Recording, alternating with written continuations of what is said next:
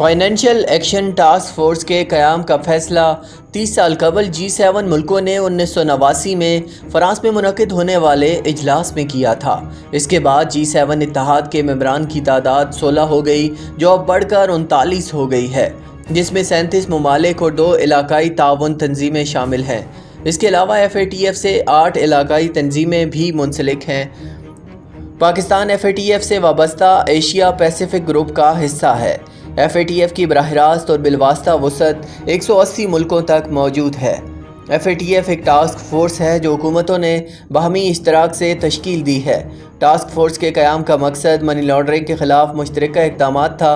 امریکہ میں 11 ستمبر کے حملوں کے بعد شروع ہونے والی دہشت گردی کے خلاف جنگ میں یہ ضرورت محسوس کی گئی کہ دہشت گردی کے لیے فنڈز کی فراہمی کی بھی روک تھام کے لیے مشترکہ اقدامات کی ضرورت ہے، جس کے بعد اکتوبر 2001 میں FATF کے مقاصد میں منی لانڈرنگ کے ساتھ ساتھ دہشت گردی کی فائنانسنگ کو بھی شامل کر لیا گیا۔ اپریل 2012 میں بڑے پیمانے پر ہتھیاروں کی فائنانسنگ پر نظر رکھنے اور اس کی روک تھام کے اقدامات پر عمل درآمد کروانے کی ذمہ داری اسی ٹاسک فورس کے سپرد کی گئی۔ ٹاسک فورس اپنے کھلے ایجنڈے پر خالصتاً ٹیکنیکل بنیادوں پر کام کرتی ہے، اسی لیے اس ٹاسک فورس میں مختلف ملکوں کے ماہرین برائے انسداد منی لانڈرنگ اور ٹیرر فائنانسنگ شریک ہوتے ہیں۔ ٹاسک فورس کے موجودہ صدر کا تعلق چین سے ہے۔ وہ FATF کے صدر بننے سے قبل چین کے مرکزی بینک میں منی لانڈرنگ اور دہشت گردی فائنانسنگ کی روک تھام سے متعلق شعبے کے سربراہ تھے اور سرمایہ کی غیر قانونی نقل و حرکت کے حوالے سے متعدد اقدامات کر چکے ہیں۔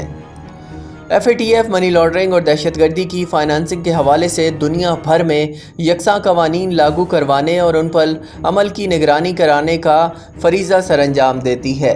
اس کی کوشش ہے کہ اس کے ہر رکن ملک میں مالیاتی قوانین کی یکساں تعریف پر عمل درآمد کیا جائے اور ان پر یکساں طور پر عمل بھی کیا جائے، تاکہ دنیا میں لوٹ کھسوٹ سے حاصل ہونے والی دولت کی نقل و حرکت کو مشکل ترین بنا دیا جائے اور لوگوں کے لیے اس قسم کی دولت رکھنا تقریباً ناممکن بن جائے۔ FATF نے اپنے قیام کے پہلے 2 برسوں میں تیزی سے کام کیا اور 1990 تک تجاویز کا پہلا مسودہ تیار کیا۔ اس کے بعد 1996، 2001، 2003 اور 2012 میں یہ اپنی دیگر تجاویز بھی پیش کر چکی ہے۔ FATF نے پاکستان پر جو شرائط عائد کی ہیں اور جن شعبوں میں پیش رفت کا مطالبہ کیا ہے، اس پر عمل درآمد کرنا کسی ایک حکومتی ادارے کا کام نہیں۔ پاکستان کو جلد از جلد قانون سازی کے علاوہ FATF کی شرائط کو پورا کرنے کے لیے عمل درآمد کے طریقہ کار کو بھی وضع کرنا ہوگا۔ FATF کی شرائط کو پاکستان مخالف تصور ہرگز نہیں کرنا چاہیے۔ اگر پاکستان میں سرمایہ کی غیر قانونی نقل و حرکت رکے گی تو اس کا فائدہ قانونی طریقے سے کمانے والے عام لوگوں کو ہوگا۔ حکومت کی جانب سے معیشت کو دستاویزی بنانے میں مدد ملے گی۔ قانونی لین دین میں اضافے سے ٹیکسوں کی وصولی بھی بہتر ہوگی۔ سب سے بڑھ کر کہ دہشت گردوں کی مالی معاونت اور سہولت کاری پر کاری ضرب لگنے سے ملک میں امن و امان کی صورتحال میں بہتری بھی آئے گی۔ ناظرین گرامی، اب آپ کو بتاتے ہیں کہ FATF کی گرے لسٹ سے نکلنے کے لیے پاکستان اب کتنا متحرک ہے اور کون سے وہ ممالک شامل ہیں جو اس کو اعتماد میں لے چکا ہے کہ وہ اس کی مدد کریں گے۔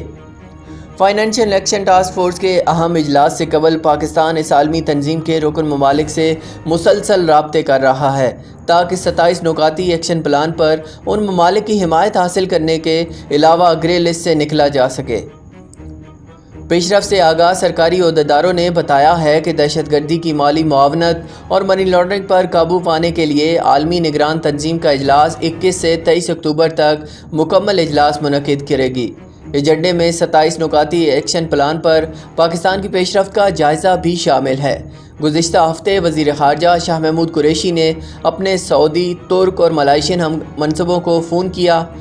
سعودی عرب، ترکی اور ملائیشیا 39 رکنی FATF تنظیم کے رکن ہیں اور اس اجلاس میں پاکستان کے لیے کسی بھی منفی فیصلے سے بچنے کے لیے ان ممالک کی حمایت حاصل کرنا بہت ضروری ہے۔ خارجہ شاہ محمود قریشی کی ان تینوں ممالک کے اعلیٰ سفارتکاروں کے ساتھ ٹیلی فونک گفتگو کا ایک مقصد آئندہ FATF کے مکمل اجلاس میں ان کی حمایت حاصل کرنا تھا۔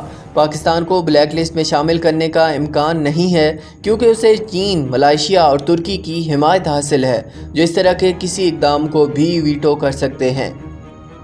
گرے لسٹ سے نکلنے کے لیے پاکستان کو 12 جبکہ بلیک لسٹ سے بچنے کے لیے پاکستان کو صرف 3 ووٹوں کی ضرورت ہے۔ مزید اس طرح کی ویڈیوز دیکھنے کے لیے ہمارا چینل ضرور سبسکرائب کریں۔